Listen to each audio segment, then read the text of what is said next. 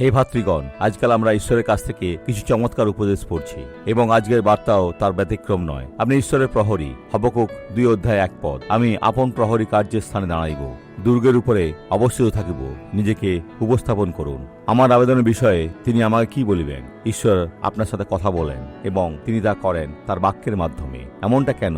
আপনি চান না যে তিনি আপনার সাথে কথা বলেন, যাতে তিনি নেতিবাচক কথা না বলেন। তিনি এমন কাজ করেন না, তিনি আপনার দৃষ্টি আকর্ষণ করছেন, যা আপনাকে অবশ্যই লিখে রাখতে হবে, তাহলে আপনি সফল হবেন। তিনি দারুণ সব সুযোগের দরজা খুলে দিচ্ছেন, কিন্তু বেশিরভাগ মানুষ তা বুঝতে পারে না। আপনি কি জানেন তিনি আপনার জন্য কতগুলো দরজা খুলে দিয়েছেন? আমার কোনো ধারণা নেই। প্রতিটি প্রত্যাশা হলো একটি দরজা যা তিনি আপনার জন্য খুলে দেন, এবং আমি কি উত্তর দিব তাহা দেখিয়া বুঝিব।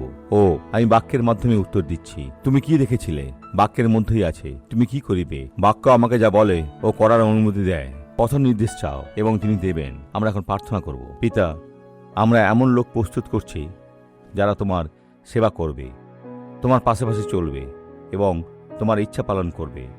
যারা মিথ্যা বলে, যারা ব্যভিচার করে, যারা প্রতারণা করে, এমন লোকেরা তোমার রাজ্যে প্রবেশ করবে না। কারণ প্রভু 1 করন্থীয় 6:10 ও 6:13 পদে তা লেখা আছে। পিতা, আমরা এখন তোমার শক্তি ব্যবহার করে এই অশুভ শক্তিকে দূর করব। হে অশুভ শক্তি, যিশুর নামে আমার ভাই বোনেদের মধ্যে থেকে দূর হও। ঈশ্বর আপনার মঙ্গল করুন।